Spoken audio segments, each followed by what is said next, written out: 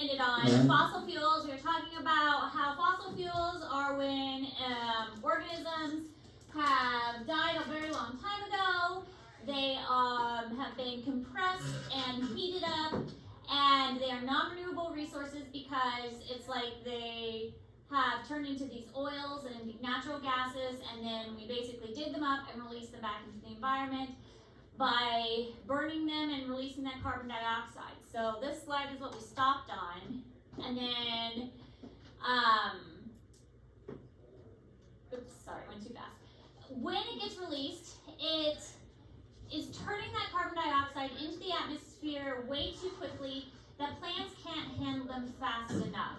So plants try, but it doesn't help that, you know, we're cutting the plants down really fast too.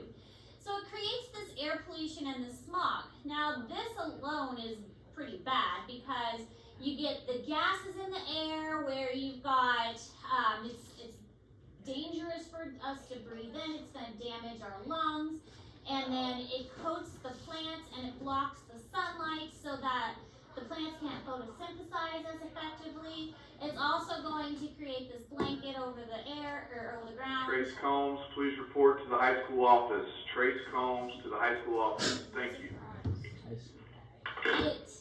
It coats the ground so that it traps the heat and basically is what causes global warming, produces acid rain and blocks the sunlight. All kinds of issues results from air pollution. Alright, now there is an alternative. It's called biofuels. Bio meaning life, and they are renewable resources. So there's other things like, you know, wind energy and water energy and things like that, but we're focusing mostly today on using plants as an alternative energy source. You can grow crops such as corn and other things as an energy source and use that to provide fuel. So the issue with this though is, you know, if you're growing corn as a food or as an energy source, then you can't use it as food. So which do you want to do? Do you want to use it as food or do you want to use it as energy? Because you can't really do both. So corn and other food crops are rich in oils and starches and sugars that can easily be converted to biofuels. I mean, that's basically what we're doing when we eat it. We're eating the food and our body is converting it to fuel. So why can't we just do the same process outside of our body and convert it to fuel that we use to power our house or power our car? And that's essentially what we do when we make like an ethanol plant. We break down the starches and we convert it using bacteria or yeast into ethanol. And the ethanol that we put into, like we add to gasoline and things, now if you go to a gas up your car, you see it says it has, you know, so much percent ethanol in the gas. Pretty much all gasoline contains some percentage of ethanol now. Don't race cars have used a lot of ethanol in their fuel? Which one? Race cars? Mm-hmm. Yeah. And I think like clean energy cars contain even more. So, but all cars, all gasoline has some ethanol in it at this point. When I lived in Garden City, there was an ethanol plant, and every time we drove by it, it smelled like baking bread, like yeast. It had a yeast smell. It actually smelled quite good, I thought, because baking bread smells good. But it was essentially the bacteria. Yeast is a bacteria, by the way. No, actually, I think it's a fungus. I think yeast is a fungus. Yeah, I had it wrong. Yeah, yeast is a fungus. And it's breaking down the corn and the sugars in it and turning it into an energy source that can be used. But again, it's not, if we're using the corn for that, then we can't use it for food. And the other part of it is, cellulose is very strong. Cellulose is very hard to break down. So it requires additional steps to do this. If it's going to require additional steps, you can bet it's going to require additional money. And let's face it, it all comes back to that dollar sign. If it's going to require additional money, some people aren't going to want to do it. Because if it's more expensive, well, why are we doing it? Why don't we just go do the thing that we normally do, which is less expensive, which is go dig up some more natural gases and some oil somewhere else, and just do that because that's less expensive. It's more expensive to convert these plants to fuel. Why are we wasting our time with that when we can just save a couple bucks and go, dig a hole somewhere and dig a hole in the ocean and get oil that way. So that's kind of where we're at right now. We know how to get alternative energy. We just choose not to because it's not as cost effective. And we will do anything we can to save some money. Weeds, wood chips, agricultural waste, they do have a high proportion of cellulose.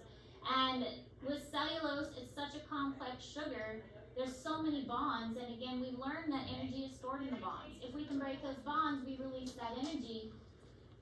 But to release that energy, we've just got to figure out how to do that in an efficient way. The problem with that efficient way is it's costly. So the process of burning fossil fuels and biofuels are fundamentally the same. Both of them are going to release energy by breaking the bonds. Both are going to use oxygen and both produce carbon dioxide. So it's basically the same. Biofuels, however, contribute less to global climate change because it's already in the cycle. So the corn that's growing, the soil that's being used to grow the corn, all of that is already in the current cycle. So if you think of it as like a nutrient cycle, all of that, the corn, the crops, the wood that's being burnt, all of that is already in the current cycle. It's not like we're digging up things that are thousands and thousands of years old and adding it back into a cycle when it wasn't supposed to be. And that's what's happening with the fossil fuels and the non-renewable resources. We're digging up organisms that died thousands and thousands of years ago, and we're adding things into the cycle that are not supposed to be. Whereas with biofuels, those things are already part of this natural process. They're already part of the cycle that's been going on for a while, and we're not adding anything in that wasn't already there. And so that's why it's considered a renewable resource. We can grow more corn, we can grow more trees, although it takes a while to grow the trees. All of that stuff can be grown again. We have the space for it. It's part of the cycle that's already there and already existing. But the gases and the oils that we have to dig up, that cannot be replaced because it takes thousands and thousands of years to do that. That is part of a cycle that is long gone in the past. So that's why that's a non-renewable resource.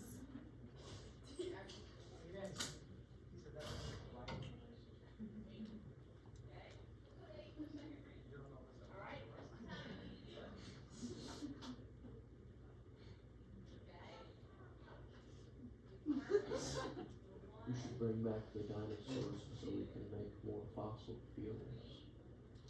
A lot of the fossil fuels wasn't just like animal. A lot of it was swampy peat moss kind of stuff. I thought you were about to say you were meat and stuff. And I was like, What the heck? So, The Dark Knight. Right. Yeah. We watched Batman and stuff. Sounds kind of stupid. For what class? Batman English. voice.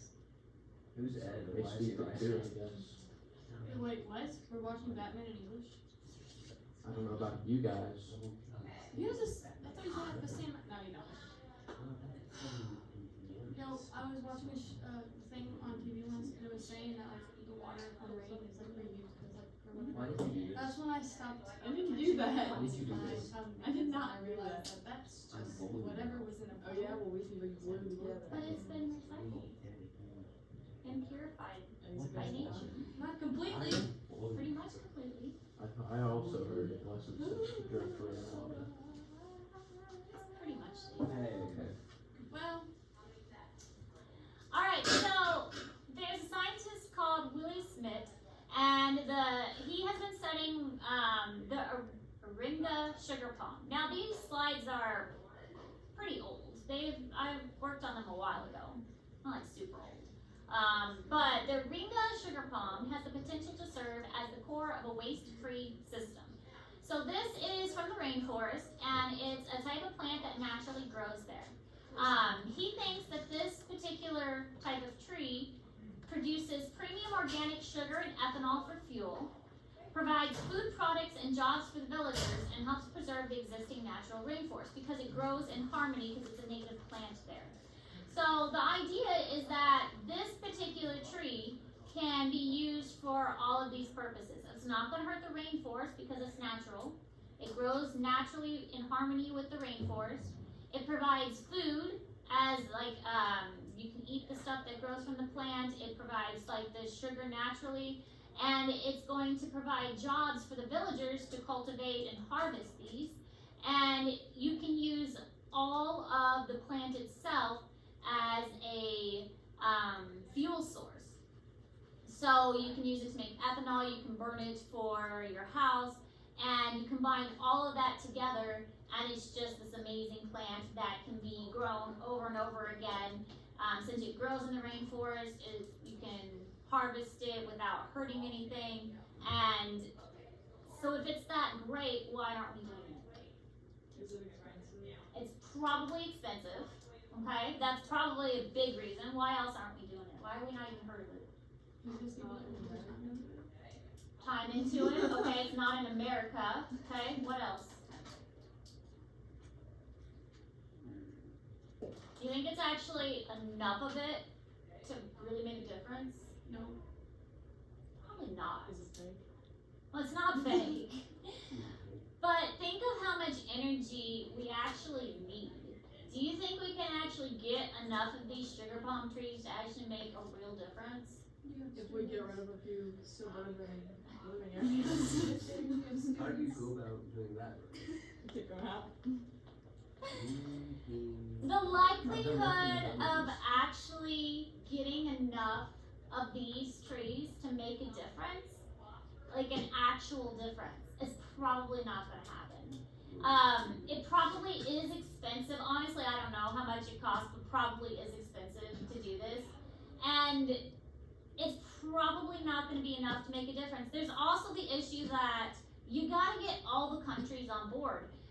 This is an issue in itself because I'm not going to get into politics, but we did just have an election, and you saw how people argued over the election.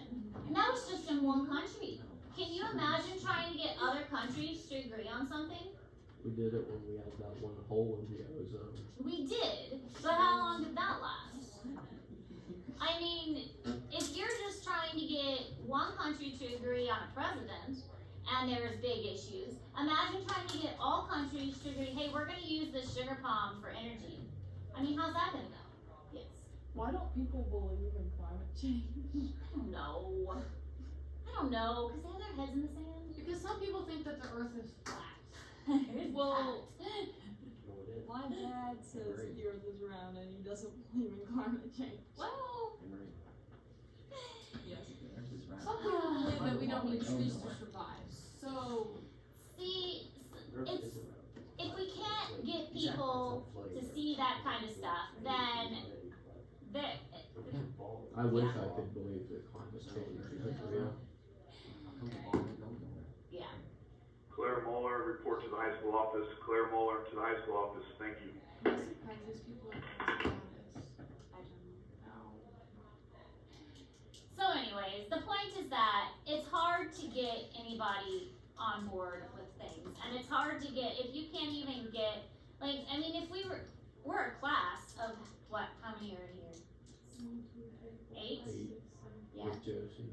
8? With Josie. Yeah. And we're not all gonna agree on stuff. Now imagine trying to get an entire world of however many billion people to agree on stuff. It's not gonna happen. So, brainwashing. That's not true. So this is what the sugar palm looks like. And in theory, it's a great idea. And maybe, baby steps. Maybe we can try it on a small scale and see what happens and then expand from there. And who knows, maybe the sugar palm will be the solution that we're looking for. And maybe we just need to take it little by little. It's a great idea, but who knows.